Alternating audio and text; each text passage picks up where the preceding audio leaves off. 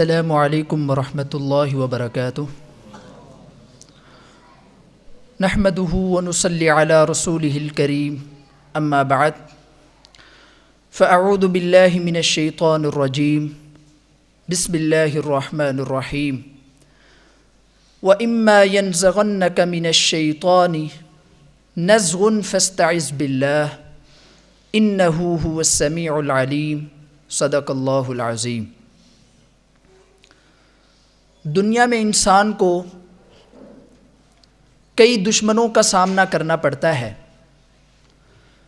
سب سے بڑا دشمن تو انسان کا وہ شیطان ہے۔ اسی طرح جنگل کے درندے اور حیوانات انسان کے دشمن ہیں، جنات انسان کے دشمن ہیں، پھر انسان کا دشمن ہے۔ آپس میں حسد، کینہ، بغض، عداوت آپ کو عام نظر آئے گی۔ تو اس دنیا میں رہتے ہوئے ہمیں کئی طرح کے دشمنوں کا سامنا کرنا پڑتا ہے، لیکن سوال یہ پیدا ہوتا ہے کہ ہم اپنے دشمن کو شکست کیسے دے سکتے ہیں، اس کے عزائم کو کیسے ناکام بنا سکتے ہیں۔ تو یاد رکھیں، اگر ہم چاہتے ہیں کہ ہم اپنے دشمن کو شکست دیں، اس کے عزائم کو ناکام کریں، تو اس کے لیے ہمیں ظاہری اسباب اختیار کرنے کے ساتھ ساتھ اپنے رب کے ساتھ اپنے تعلق کو مضبوط کرنا ہوگا، کیونکہ اللہ تعالیٰ جس کی حفاظت کرنے کا ارادہ کر لے، ساری کائنات مل کر اس کو نقصان نہیں پہنچا سکتی، اور اگر اللہ تعالیٰ کسی کو نقصان پہنچانے کا ارادہ کر لے، ساری کائنات مل کر اس کو فائدہ نہیں پہنچا سکتی۔ اس لیے پہلی بات اور پہلا سبق تو یہ ہے کہ ہمیں اپنے رب کے ساتھ اپنے تعلق کو مضبوط کرنا ہوگا۔ آپ کو جس سے بھی خطرہ لاحق ہے، اس کے خلاف اللہ تعالیٰ کی پناہ مانگتے رہا کریں، اس کے شر کے خلاف اللہ تعالیٰ کی پناہ کا سوال کرتے رہا کریں۔ اور پناہ پر گفتگو کرنے سے پہلے میں آپ کو بتلاتا چلوں کہ یہ جو پناہ مانگنے والا عمل ہے، اس کو عربی میں استعاذہ کہتے ہیں، اور یہ عبادت ہے، اور عبادت اللہ تعالیٰ کا حق ہے۔ اللہ تعالیٰ کے علاوہ ہم نہ شیطان سے پناہ مانگ سکتے ہیں، نہ کسی جن سے پناہ کا سوال کر سکتے ہیں، نہ کسی نبی سے، نہ کسی ولی سے، نہ کسی فرشتے سے پناہ مانگ سکتے ہیں۔ اللہ تعالیٰ قرآن مجید میں کیا فرماتے ہیں؟ وَأَنَّهُ كَانَ رِجَالٌ مِّنَ الْإِنسِ يَعُوذُونَ بِرِجَالٍ مِّنَ الْجِنِّ فَزَادُوهُمْ رَهَقًا۔ جاہلیت میں لوگ غیر اللہ سے پناہ مانگتے تھے، جنات سے پناہ مانگتے تھے، شیاطین سے پناہ مانگتے تھے۔ مسافروں کا جنگل سے گزر ہوتا تو جنگل کے شیاطین، جنات مسافروں کو تنگ کرتے، کسی نئے گھر میں شفٹ ہوتے، جنات تنگ کرتے، کسی جگہ پڑاؤ ڈالتے، جنات اور شیاطین انسانوں کو تنگ کرتے۔ تو اس لیے جب کسی مسافر کا کسی جنگل سے گزر ہوتا تو وہ سب سے پہلے ایک پہاڑی پہ چڑھتا اور اونچی آواز سے یہ کہتا کہ میں اس وادی کے، اس جنگل کے جن کی پناہ میں آتا ہوں۔ جنات بڑے خوش ہوتے تھے کہ دیکھو شیطان ہمارا محتاج ہے، ہم سے پناہ مانگتا ہے۔ تو ہمارے دین نے ہماری یہ تربیت کی ہے کہ یہ استعاذہ ایک عبادت ہے، اور عبادت اللہ تعالیٰ کا حق ہے۔ اس لیے پناہ صرف اور صرف اللہ تعالیٰ سے مانگنی چاہیے۔ اب سوال یہ پیدا ہوتا ہے کہ ہم اللہ تعالیٰ کی پناہ کیسے مانگ سکتے ہیں، اس کی پناہ میں کیسے آ سکتے ہیں؟ وہ کون سے کلمات ہیں، وہ کون سے اذکار ہیں جن کے ذریعے ہم اللہ تعالیٰ کی پناہ کا سوال کر سکتے ہیں؟ وہ 3 طرح کے کلمات ہیں، ویسے تو بہت ہیں، لیکن میں ان میں سے 3 آپ کے سامنے بیان کرنا چاہتا ہوں۔ سب سے پہلا بہت ہی عام، جنرل سا، ہر بندے کو آتا ہے، اعوذ باللہ من الشیطان الرجیم۔ کیا مطلب ہے؟ میں شیطان مردود کے خلاف اللہ تعالیٰ کی پناہ میں آتا ہوں۔ آپ جانتے ہیں شیطان ہمارا سب سے بڑا دشمن ہے۔ اس نے اللہ تعالیٰ سے مہلت مانگی تھی کہ اللہ مجھے مہلت دے، مجھے اختیار دے، مجھے طاقت دے، جس طرح میں خود تیری رحمت سے دور ہوا ہوں اسی طرح میں تیرے بندوں کو بھی تیری رحمت سے دور کروں گا۔ اللہ تعالیٰ نے اسے یہ اختیار دے دیا، مہلت دے دی۔ اب وہ اس طاق میں بیٹھا ہے، ہر وقت انسان کے ساتھ رہتا ہے، یجری کمجری الدم۔ نبی کریم صلی اللہ علیہ وسلم نے فرمایا انسان کے جسم میں شیطان اس طرح گردش کرتا ہے جس طرح خون گردش کر رہا ہے، اور یہ اس حوالے سے بھی سب سے بڑا دشمن ہے کہ اس کا ٹارگٹ انسان کا ایمان ہے۔ لیکن جو اس کے خلاف اللہ تعالیٰ کی پناہ مانگ لیتا ہے، اللہ تعالیٰ اپنے اس بندے کو شیطان کے شر سے محفوظ فرما لیتا ہے۔ اللہ تعالیٰ قرآن مجید میں کیا فرماتے ہیں؟ فَإِذَا قَرَأْتَ الْقُرْآنَ فَاسْتَعِذْ بِاللَّهِ مِنَ الشَّيْطَانِ الرَّجِيمِ۔ جب بھی قرآن مجید کی قرات کرنے لگو پہلے اعوذ باللہ پڑھو، پہلے اللہ تعالیٰ کی پناہ مانگو۔ کیونکہ قرآن مجید پڑھو گے شیطان آئے گا، اسے یہ ہضم نہیں ہوگا، وہ آئے گا وسوسے ڈالے گا، دنیاوی خیالات آپ کے ذہن میں لائے گا، آپ کو قرآن مجید کی تلاوت سے لطف اندوز نہیں ہونے دے گا۔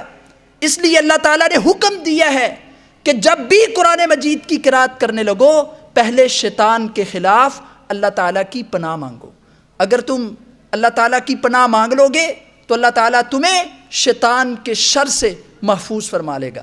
اب یہاں پہ ایک اور بات ہمارے اندر بہت بڑی غلطی ہے کہ ہم نماز میں سورۃ الفاتحہ پڑھتے ہیں، بسم اللہ پڑھتے ہیں، پھر سورۃ الفاتحہ پڑھتے ہیں، اعوذ باللہ پڑھنا چھوڑ جاتے ہیں۔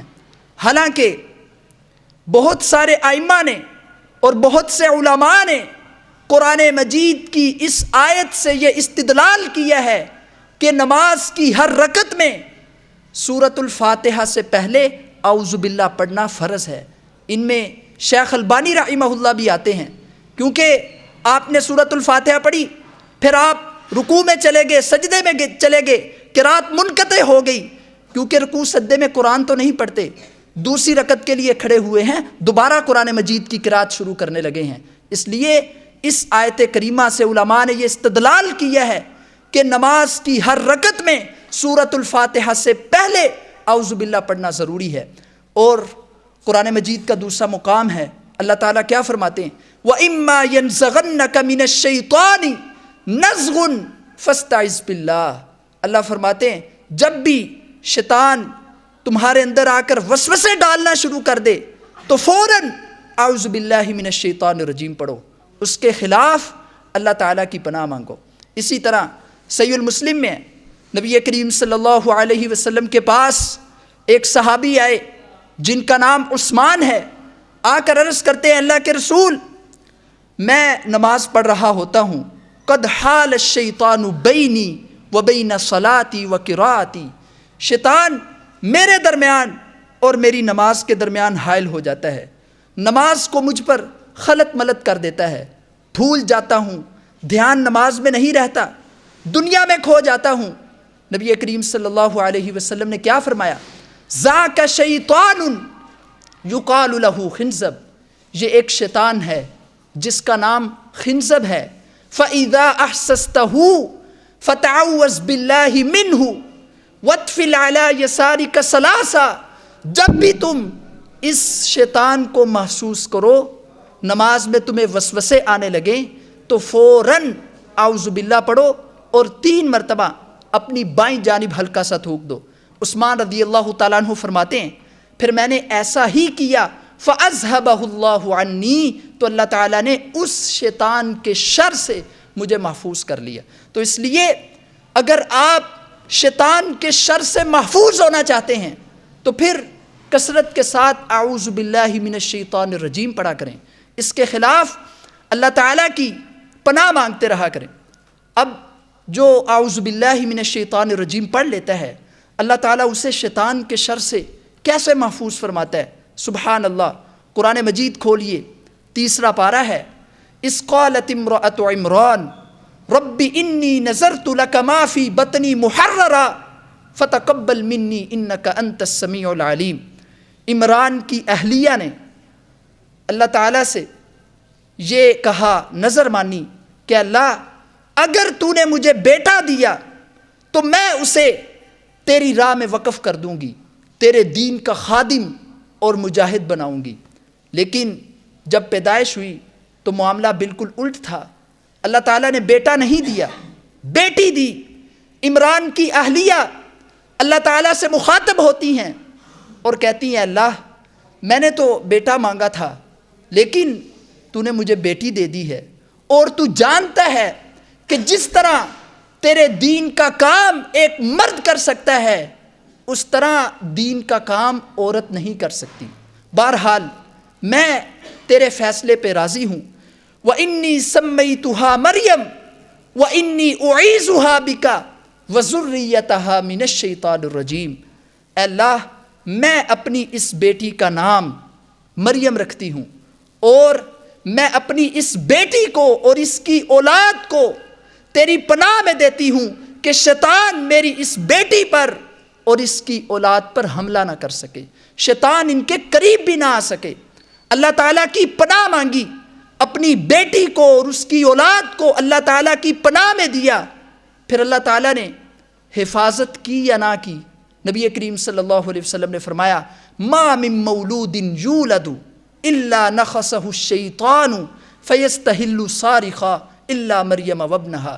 جب بھی کوئی بچہ پیدا ہوتا ہے شیطان اسے آ کر چھوتا ہے جس کی وجہ سے وہ بچہ روتا ہے۔ یہ جو بچے پیدائش کے وقت روتے ہیں اس کی سائنٹیفکلی اور وجوہات ہوں گی، لیکن جو حدیث میں بیان ہوئی ہے وہ یہ ہے کہ شیطان اسے آ کر چھوتا ہے جس کی وجہ سے وہ بچہ روتا ہے۔ نبی کریم صلی اللہ علیہ وسلم نے فرمایا جب بھی کوئی بچہ پیدا ہوتا ہے شیطان اسے آ کر چھوتا ہے جس کی وجہ سے وہ بچہ روتا ہے، سوائے مریم علیہ السلام کے اور ان کے بیٹے عیسیٰ علیہ السلام کے۔ جب وہ پیدا ہوئے تھے شیطان ان کے قریب بھی نہیں آ سکا۔ اور عیسیٰ علیہ السلام کے بارے میں تو مفسرین نے لکھا ہے کہ جس رات عیسیٰ علیہ السلام پیدا ہوئے تھے اصبحت الاسنام مکنست علی رؤوسها، زمین کے سارے بت منہ کے بل زمین پہ جا گرے۔ اب شیاطین ڈر گئے، اپنے سردار ابلیس کے پاس آئے، آ کے کہتے ہیں لگتا ہے آج رات کوئی عجیب واقعہ رونما ہوا ہے۔ پوچھا کیا ہوا ہے؟ شیاطین نے بتایا کہ زمین میں جتنے بھی بت ہیں وہ منہ کے بل زمین پہ جا گرے ہیں۔ اب ابلیس نے زمین کا سروے کیا، واپس آیا، تمام شیاطین کو اکٹھا کیا اور کہتا ہے رأیت مولودا والملائکۃ قد حفت بہ، آج میں نے ایک بچہ دیکھا ہے، فرشتوں نے اس بچے کو ڈھانپا ہوا تھا، میں اس بچے کے قریب جانا چاہتا تھا لیکن میں نہیں جا سکا، حالانکہ آگے جو بھی بچہ پیدا ہوتا ہے مجھے اس کی پیدائش کا علم ہوتا ہے، میں اس کے پاس جاتا ہوں، اسے چھوتا ہوں، لیکن اللہ تعالیٰ نے اس بچے کی پیدائش کو مجھ پر مخفی رکھا ہے، مجھے پتہ ہی نہیں چلنے دیا، اور جب میں گیا تو کیا دیکھا فرشتوں نے اس بچے کو ڈھانپا ہوا ہے اور میں اس بچے کے قریب بھی نہیں جا سکا۔ تو اللہ تعالیٰ نے عیسیٰ علیہ السلام اور ان کی والدہ مریم علیہ السلام کو شیطان کے شر سے محفوظ رکھا۔ وجہ کیا تھی؟ مریم علیہ السلام کی والدہ نے اللہ تعالیٰ کی پناہ مانگی تھی، اپنی بیٹی مریم کو اور اس کی اولاد کو شیطان کے شر کے خلاف اللہ تعالیٰ کی پناہ میں دیا تھا۔ تو اس لیے یہ پہلے کلمات تھے جن کے ذریعے ہم اللہ تعالیٰ کی پناہ کا سوال کر سکتے ہیں، اللہ تعالیٰ کی پناہ میں آ سکتے ہیں، وہ ہے اعوذ باللہ من الشیطان الرجیم۔ اب دوسرے کلمات کون سے ہیں؟ وہ بھی بڑے مشہور ہیں۔ اعوذ بکلمات اللہ التامہ من شر ما خلق۔ کیا مطلب ہے؟ میں اللہ تعالیٰ کے کلمات کے ذریعے اس کی پناہ میں آتا ہوں، من شر ما خلق، اس کی مخلوق کے شر سے۔ اور یہ بھی بڑے عظیم کلمات ہیں، بڑے جامع کلمات ہیں۔ یہ جو اعوذ باللہ من الشیطان الرجیم تھا یہ شیطان کے خلاف اسپیسیفک تھا، لیکن اعوذ بکلمات اللہ التامہ من شر ما خلق یہ کلمات بڑے ہی جامع ہیں، ان کے ذریعے انسان ہر چیز کے شر کے خلاف اللہ تعالیٰ کی پناہ مانگتا ہے۔ بڑے ہی عظیم کلمات ہیں۔ نبی کریم صلی اللہ علیہ وسلم نے کیا فرمایا تھا کہ جو انسان شام کے وقت 3 مرتبہ یہ کلمات پڑھ لیتا ہے، لا یضرہ شیء، کائنات کی کوئی بھی چیز اس کو نقصان نہیں پہنچا سکتی۔ اور اسی طرح ایک حدیث مبارکہ میں نبی کریم صلی اللہ علیہ وسلم کے پاس ایک صحابی آئے، آ کے عرض کرتے ہیں اللہ کے رسول، رات کو مجھے ایک بچھو نے ڈس لیا ہے جس کی وجہ سے میں ساری رات نہیں سو سکا۔ نبی کریم صلی اللہ علیہ وسلم نے کیا فرمایا، اگر تم شام کے وقت یہ کلمات پڑھ لیتے، اعوذ بکلمات اللہ التامہ من شر ما خلق لم یضرک شیئا، شام کے وقت اگر تم یہ کلمات پڑھ لیتے تو بچھو کیا چیز ہے، کائنات کی کوئی بھی چیز تجھے نقصان نہیں پہنچا سکتی۔ تو اس لیے بڑے ہی عظیم کلمات ہیں۔ کعب الاحبار رحمہ اللہ بہت بڑے تابعی گزرے ہیں۔ حضرت عمر فاروق رضی اللہ تعالیٰ عنہ کے دور میں اسلام کو قبول کیا۔ پہلے یہودی تھے، یہود کی تاریخ کو بڑے اچھے طریقے سے جانتے تھے، بنی اسرائیلی روایات کا بڑا علم تھا، اسلام کو قبول کر لیا۔ اب جو یہود تھے وہ ان کے دشمن بن گئے۔ جو یہودی ہیں وہ نقصان پہنچاتے ہیں، ان کے نقصان پہنچانے کے کئی طریقے ہیں۔ ان میں سے ایک طریقہ جادو کا ہے، جادوگری میں بڑے ماہر ہوتے ہیں۔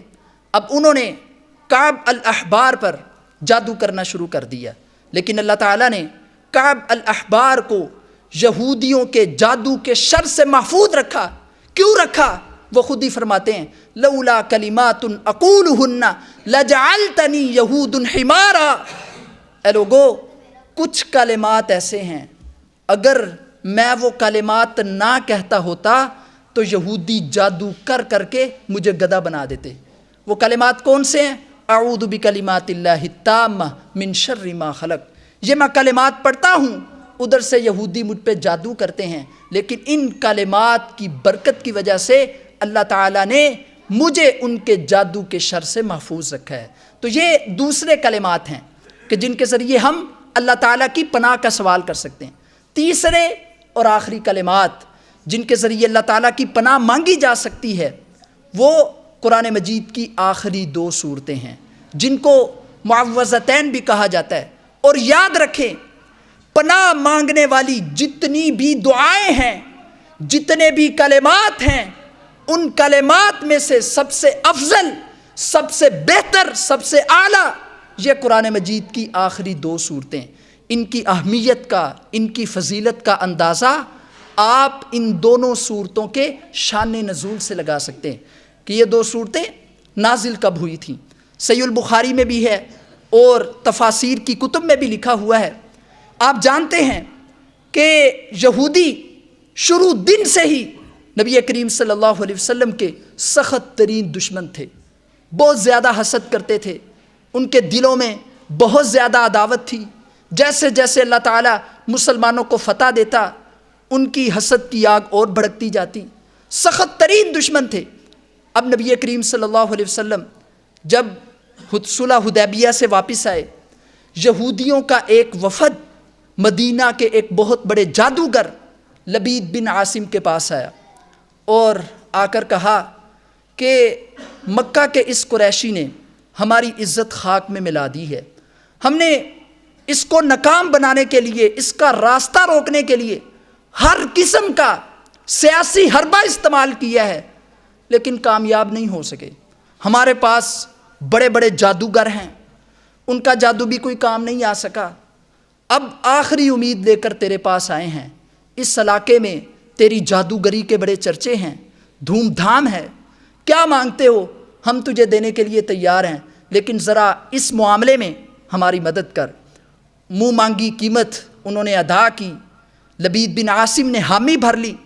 اب ایک یہودی بچہ نبی کریم صلی اللہ علیہ وسلم کی خدمت کیا کرتا تھا، لبید بن عاصم نے اس بچے کے ذریعے نبی کریم صلی اللہ علیہ وسلم کی کنگھی اور کچھ بال مبارک منگوائے، اور اس نے اور اس کی بیٹیوں نے جو جادوگری میں اپنے باپ سے بھی 2 قدم آگے تھیں، بالوں پر جادو کیا، 11 گریں لگائیں اور بنی زریق کے ایک کنویں میں اس کنگھی کو اور بالوں پر گرا لگا کر کھجوروں کے خوشے کے غلاف میں بند کر کے بنی زریق کے ایک کنویں کی تہہ میں پتھر کے نیچے چھپا دیا۔ دن گزرتے گئے، جادو کا اثر ہونا شروع ہو گیا۔ نبی کریم صلی اللہ علیہ وسلم طبیعت میں کمزوری محسوس کرنے لگے اور یادداشت پہ اثر پڑنے لگا۔ آپ نے کوئی کام کیا ہوتا، بعد میں بھول جاتے کہ میں نے وہ کام کیا ہے یا نہیں کیا، اور آپ کو سمجھ نہیں آ رہی۔ ایک رات آپ نے اللہ تعالیٰ سے دعا کی، اسی رات اللہ تعالیٰ نے نبی کریم صلی اللہ علیہ وسلم کے سامنے ساری حقیقت کو بیان کر دیا۔ نبی کریم صلی اللہ علیہ وسلم نے فرمایا، میں سویا ہوا تھا، اچانک میرے پاس دو فرشتے آئے، ایک فرشتہ میرے قدموں کے پاس بیٹھ گیا، دوسرا فرشتہ میرے سرہانے بیٹھ گیا۔ اب جو قدموں کے پاس بیٹھا تھا وہ اس فرشتے سے سوالات کرنے لگا۔ پہلا سوال اس نے یہ کیا کہ ان کو کیا ہوا ہے؟ فرشتہ بولا جی ان پر جادو کیا گیا ہے۔ دوسرا سوال اس نے یہ کیا کہ کس نے جادو کیا ہے؟ لبید بن عاصم نے جادو کیا ہے۔ کس چیز پر جادو کیا ہے؟ کنگھی پر اور کچھ بالوں پر۔ اسے کدھر چھپایا گیا ہے؟ اس نے کہا قبیلہ بنو زریق کے کنویں کی تہہ میں پتھر کے نیچے چھپایا گیا ہے۔ حل کیا ہے؟ فرشتے نے جواب دیا، اس کنویں کو خالی کروایا جائے اور اس کھجوروں کے خوشے کو باہر نکالا جائے۔ اگلا دن ہوا، نبی کریم صلی اللہ علیہ وسلم نے سیدنا علی رضی اللہ تعالیٰ عنہ اور سیدنا عباس رضی اللہ تعالیٰ عنہ کو اس کنویں کی طرف بھیجا۔ وہ آئے، اس کنویں کو خالی کروایا، سارا پانی باہر نکالا۔ اتنے میں نبی کریم صلی اللہ علیہ وسلم بھی تشریف لے آئے۔ آپ کے حکم سے اس پتھر کو ہٹایا گیا اور کھجوروں کے خوشے کو باہر نکالا گیا، اور اس میں جو کنگھی تھی اور بالوں کی گریں لگی ہوئی تھیں اسے باہر نکالا۔ اتنے میں جبریل امین آ گئے۔ قرآن مجید کی یہ آخری دو صورتیں قل اعوذ برب الفلق قل اعوذ برب الناس آپ پر نازل ہوئیں۔ آپ ایک آیت پڑھتے ایک گرہ کھل جاتی، دوسری آیت پڑھتے دوسری گرہ کھل جاتی، 11 گریں لگی ہوئی تھیں، اور دونوں صورتوں کی ٹوٹل آیات بھی 11 ہیں۔ جیسے ہی نبی کریم صلی اللہ علیہ وسلم ان دونوں صورتوں کی تلاوت سے فارغ ہوئے، 11 کی 11 گریں کھل گئیں اور جادو کا اثر ختم ہو گیا۔ تو آپ اس سے اندازہ لگا سکتے ہیں کہ قرآن مجید کی یہ جو آخری دو صورتیں ہیں ان کی کتنی اہمیت ہے۔ تو یہ 3 طرح کے کلمات سے جن کے ذریعے ہم اللہ تعالیٰ کی پناہ میں آ سکتے ہیں اور اپنے دشمن کے شر کو ناکام کر سکتے ہیں۔ پہلا اعوذ باللہ من الشیطان الرجیم، دوسرے کلمات اعوذ بکلمات اللہ التامہ من شر ما خلق، اور تیسرے کلمات وہ قرآن مجید کی یہ آخری دو صورتیں ہیں۔ اللہ تعالیٰ سے دعا ہے جو کچھ سنایا سب سے پہلے مجھے اور پھر آپ کو عمل کرنے کی توفیق عطا فرمائے۔ وما توفیقی الا باللہ۔